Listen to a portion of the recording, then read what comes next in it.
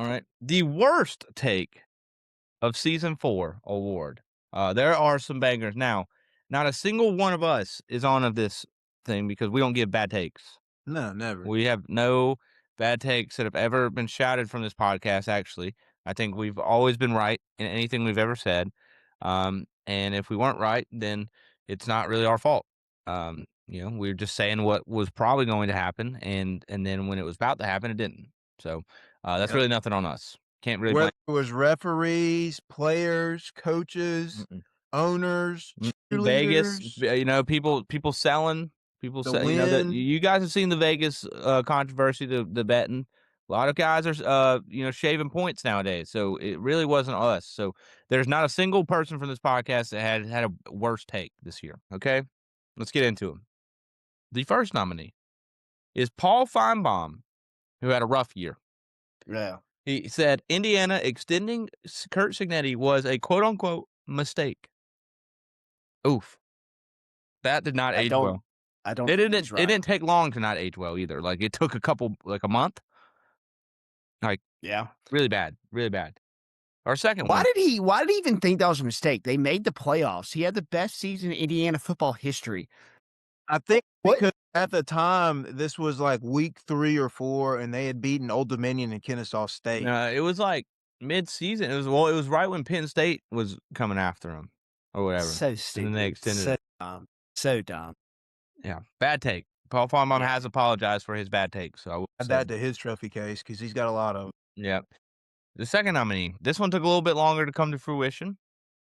Mina Kimes said that the Seahawks trading Geno Smith was a flat-out bad move, and they signed Sam Darnold and are in the Super Bowl this year. Do you want me to find the tweet? I can find the tweet. I mean, And if I'm not mistaken, too, they're paying Sam less than what they were paying Geno Smith last year, too, for what it's Let's worth. see. And he got a lot better of a quarterback. Let's go to Geno Smith is out of a job.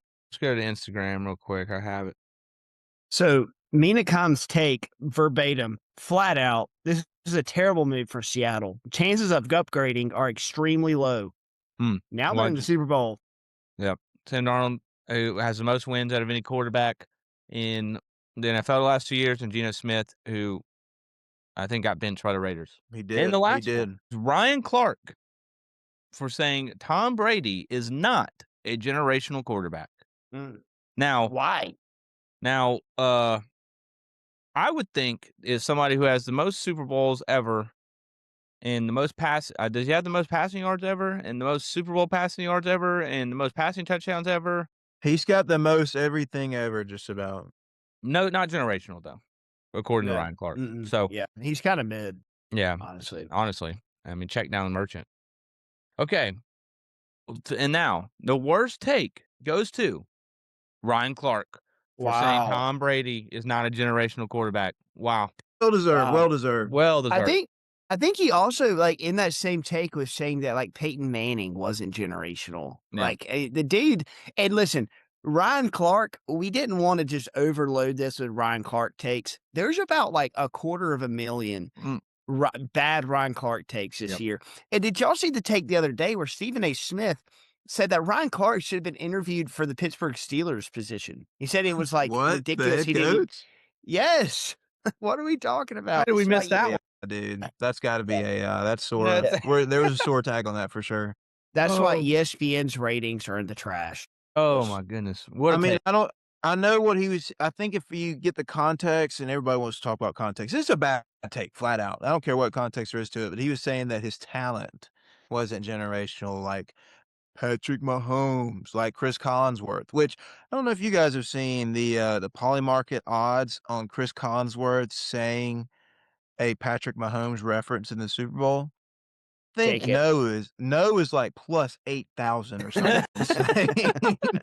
Look at the little Mahomie right there. Yeah. Yeah, it's going to come out. But to say, yeah, like you said, you got the most Super Bowls ever. Not only can you not be a generational quarterback, you can't get in the Hall of Fame in your first year. That's crazy.